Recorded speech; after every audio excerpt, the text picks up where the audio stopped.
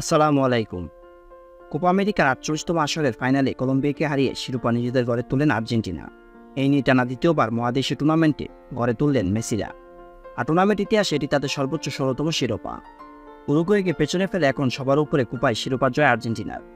সেই সাথে এই দিন বিশাল এক রেকর্ডও করেন আর্জেন্টিনা, যেটা এখন অব্দি রেকর্ড নেই দক্ষিণ আমেরিকার কোনো দেশের। আজ কোপা আমেরিকা জয়ের মধ্য দিয়ে টানা হ্যাটট্রিক শিরোপা জয়ের রেকর্ড গড়লেন আর্জেন্টিনা। টানা ২বার কোপা আমেরিকা ও একবার বিশ্বকাপ জয়, এই ৩টি শিরোপা টানা জিতেছেন আর্জেন্টিনা। ২বার মহাদেশীয় শিরোপা এবং এক বিশ্বকাপ জেতার কীর্তি করতে পারেননি দক্ষিণ আমেরিকার কোনো দল।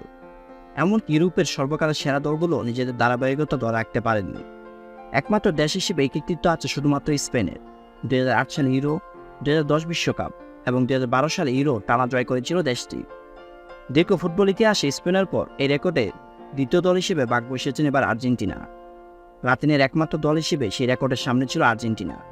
কলম্বিয়াকে হারাতে পারলে সেই রেকর্ড ছোঁয়ার বড় সুযোগ ছিল আর্জেন্টিনার কাছে। অবশেষে কলম্বিয়াকে হারিয়ে সেই শ্রেষ্ঠত্ব স্বাদ পেলেন লাতিন আমেরিকার পরাশক্তিরা।